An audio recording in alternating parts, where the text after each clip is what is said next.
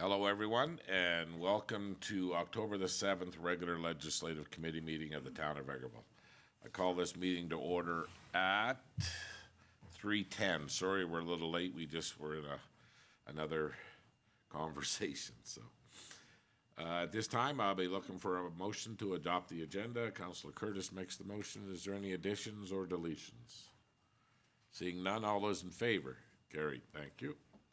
Next up, motion to adopt the minutes of our last, Councillor Rawa. Any errors or omissions within those minutes? Seeing none, all those in favor? Carried. First up, we have a development permit application, and Director Lefebvre is not here today, so CAO Ling will be taking this one. Thank you, Your Worship. So this is a development permit application for demolition of a residential and accessory building. So the background on this is Vegreville's direct control district is established to accommodate developments that, due to their unique characteristics, unusual site conditions, or innovative design, require tailored regulations not available within existing land use districts. Under the DC district, full authority over all aspects of the proposed development, including land use regulations and development conditions, rests solely with council. This allows for greater flexibility in site-specific decision-making. The owner of the property located at 5334 43rd Street received an order to remedy from Protective Services in May of 2025.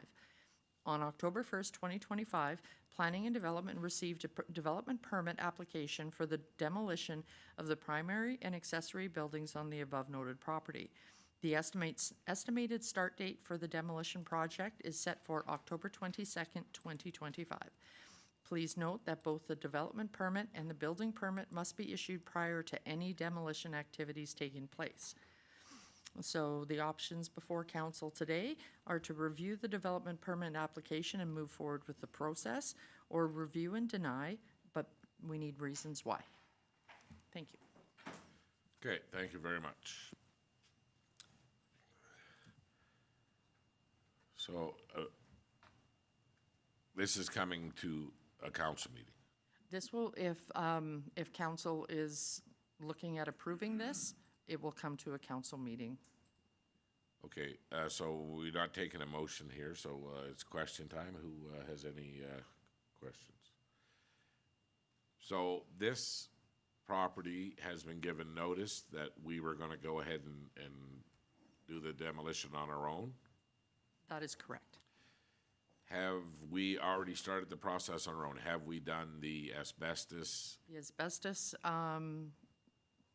inspection has been completed, yes. That was done on October 2nd. So, and the owner of the property is aware of the outcome of that as well. The owner of this property will be paying for that? Yes, what I'm unsure of what the final answer was regarding the asbestos, but the owner is aware of the condition of the property, what it entails, and applied for the permit afterwards. So moving forward, we took on the inspection and we were going to move ahead, and a local contractor had quoted us $20,000, I do believe, and there was another town at 25 and I think a local one at 20, and we were going to put this against the tax notice on that piece of property. I've had a couple of conversations with the owner of this this address, and he feels that he can do it cheaper, and he wants to be given the chance, so he applied for the permit.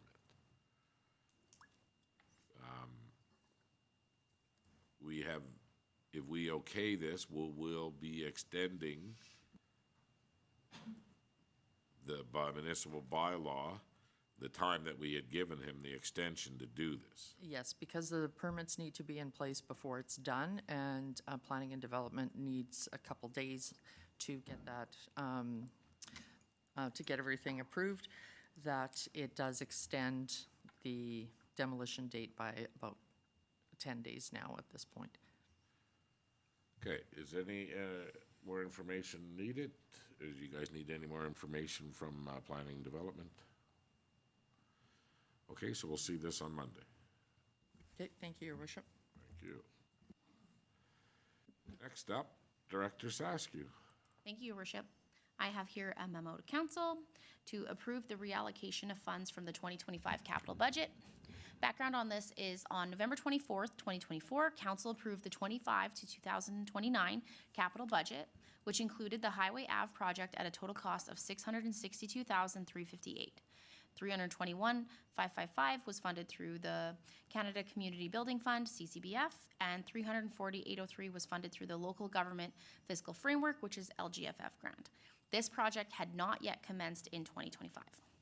On June 26, 2025, while completing a budgeted manhole repair, Public Works staff discovered that the sewer line was backing up. Further investigation identified a major sewer line obstruction, which required extensive work to clear. The repair took approximately 1 month to complete at a cost of $542,000. Due to the scope and cost of the sewer line repair, the Highway Ave project was placed on hold. It was the general consensus of council to reallocate the project funding once the total cost of the sewer line was confirmed. The recommended motion is that council amend the 2025 to 2029 capital budget by removing the Highway Ave project and reallocating the associated funding to the 2025 sewer line repair project as follows. So CCBF grant funds of $321,555 and then LGFF grant funds of $220,445. So for total grant funding of $542. So there is a little bit of remaining LGFF grant funds from this allocation because the prior project was $662,000. Obviously, CCBF is harder. It's harder to spend those funds because it must be done on road work. So I allocated 100% of the CCBF funding and the remaining to LGFF. The financial implications is that the reallocation of capital grants will allow for the 2025 sewer line repair to be funded through remaining grant funds. It'd be a communication in form level 1, SMT, and grant authorities will be informed of council's decision. And the options are town council to provide recommendations to administration to fund the project through reserves or in other means, or that town council approve the recommendation to reallocate 2025 Highway Avenue grant funds to the 2025 sewer line repair and bring it to the next council meeting for adoption. Good, thank you. Any questions? It was a pretty big blockage for sure, and we avoided backing up into about 100 and some houses with the effort that was put in by our own staff, and then we quickly mobilized a very large fleet of vac trucks and water trucks, and sensed no sense not doing all the work that had to be done. We cambered the whole length of pipe to make sure that we had no penetration coming through the pipe anywhere, so there's not a lot we can do about this. It had to be done, or we would have looked at a major backup for sure. So this will be coming to Mondays, and if anybody wants any more information, just let admin know, and we'll have the Public Works have the answers for us. Okay, so looks like I've got a letter here. I am pleased to advise that there may be an opportunity to meet the Honorable Devin Dreesen, Minister of Transportation and Economic Corridors, during the upcoming Fall 2025 Alberta Municipalities Convention in Calgary, November 1. Please reply to this email by October 7th to express your interest for a meeting. We request that you include your top 3 priority items for discussion, along with a list of potential meeting attendees. We acknowledge this is a quick turnaround and appreciate your timely response. You have already reached out to the Minister's office or another office to request a meeting. I request that you forward that request to me to ensure it is captured. Our response will be provided once availability and a meeting schedule can be firmed. Jessica Kalmar with Devin Dreesen's office. Okay, well, I think that we should have a conversation with Minister Dreesen. And one, just to thank him for the funding on our Forest Main Sewer project, and pretty sure that we'll be able to come up with a couple of agenda items here. So we have to respond today. Yes, we need to respond today with, ideally with our topics of conversation, and, because they use that to prioritize who gets in to see them in those quick 15-minute meetings that the ministers host during the convention. Okay, go ahead, Councillor Curtis. Thank you very much. I think a big topic would be what NAGO is doing and the highways on the northeast side. No, we won't use our time No? with the minister for, no. We just NAGO want to is- focus on in here? Yeah, it just, we'll look at what our concerns are here moving forward. There's enough advocates. Go ahead, Councillor Bullock. Just on the previous thing we just looked at, it'd be good at looking at another sewer type project. Would be a good conversation. Yeah, that department is in charge of not just roads and economic corridors, but water and sewer as we move forward, so. I'm sure after the meeting, we can sit down and come up with a quick three.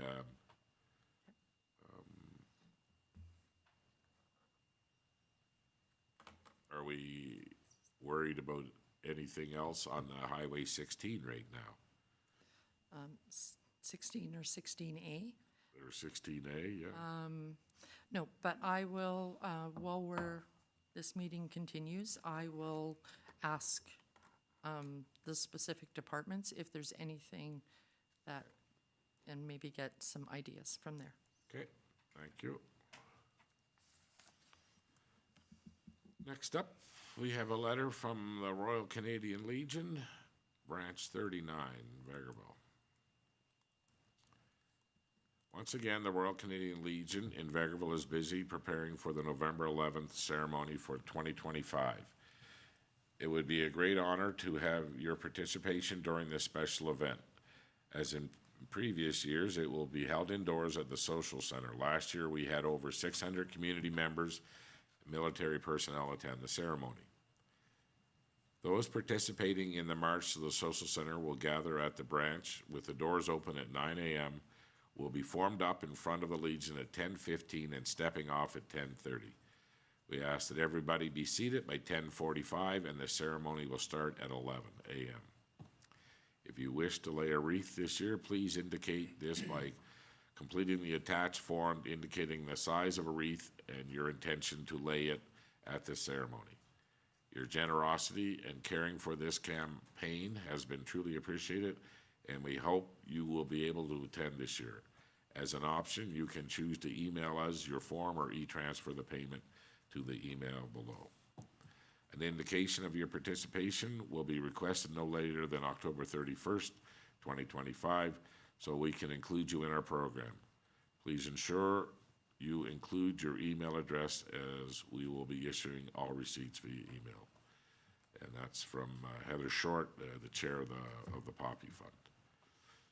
Okay, well, we'll definitely be attending for sure. So we'll email them back and let them know. And we will be taking a wreath, not a little cross. And we have the first poppy ceremony coming up soon too, don't we? October 21st or something, or 22nd? It must be with the communications department. It's not with legislative services, but What? Let's just see.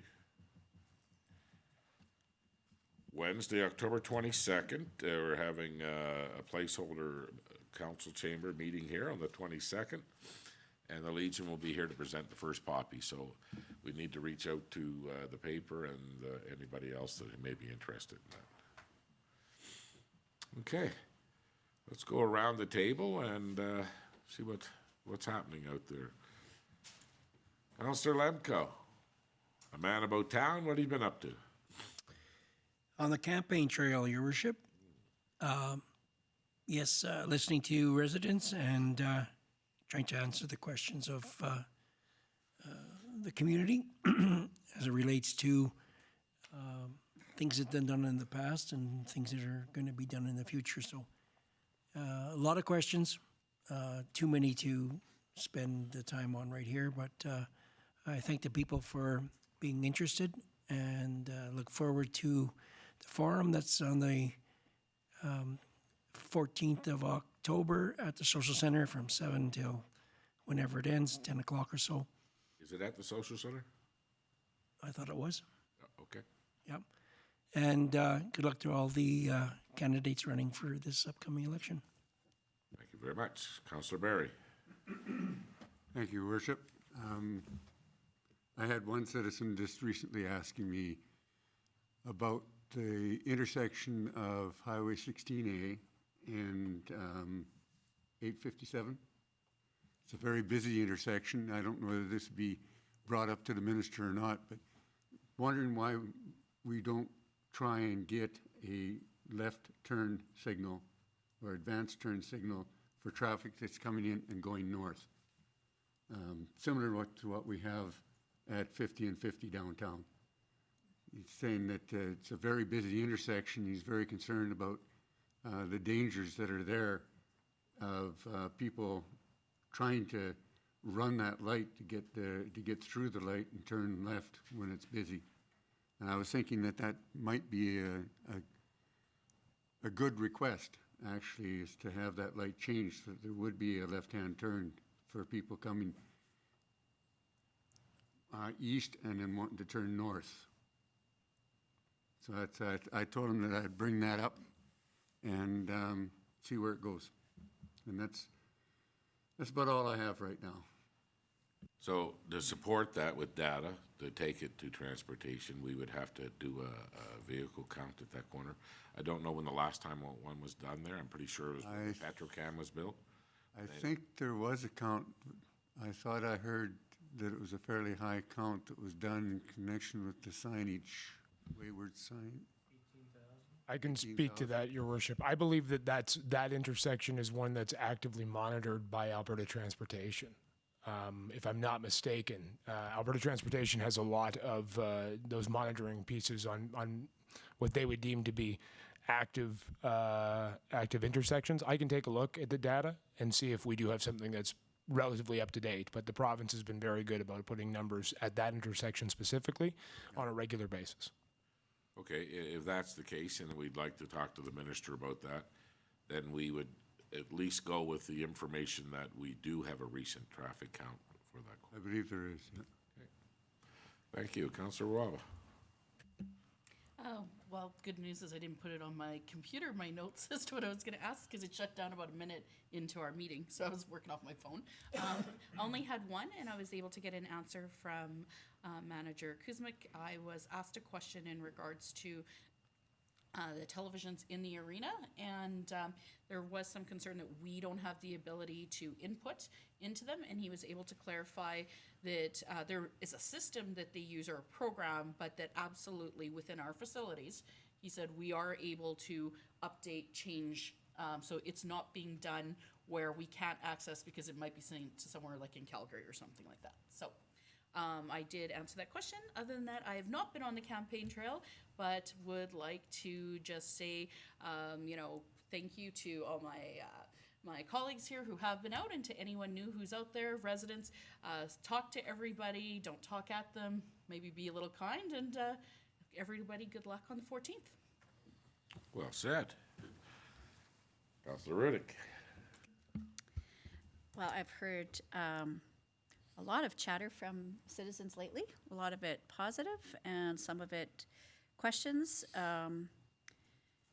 I've had some queries about how to use our website to be able to put questions forward to our community peace officer, or what's the best way to report a concern if there is a yard maintenance issue or feral cats, all those kind of considerations. So maybe I'll leave that to you, CAO Ling, to just give us feedback where people should be lodging those complaints, if they should be calling into the community peace office or municipal enforcement number, if that's better to be putting into the website.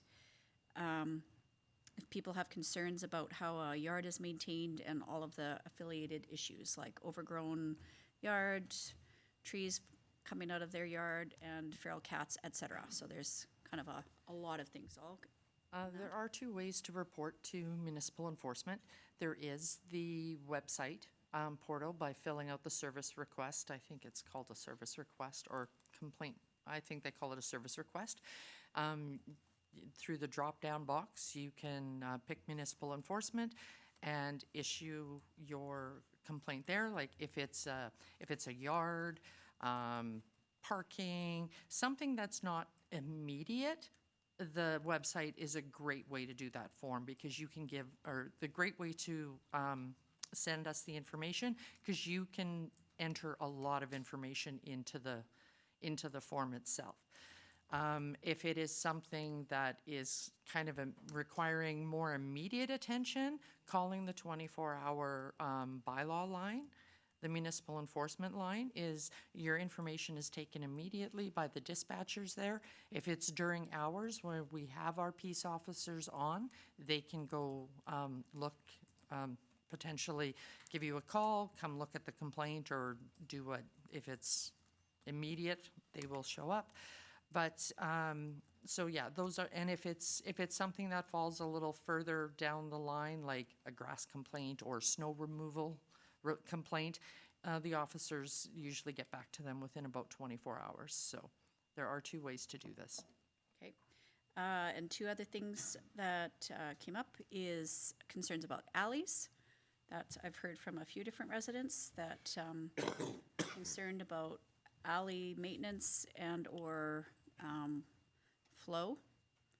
So that's been a concern. And I also wanted to acknowledge the Royal Purple, who invited council to come and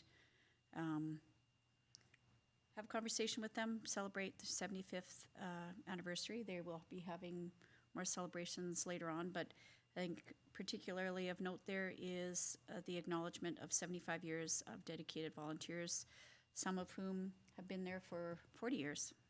Really happy to be able to chat with those folks and be able to give them a little bit of appreciation too. And that's what I've had. Thank you very much. Sorry, Your Worship, if I could just interject.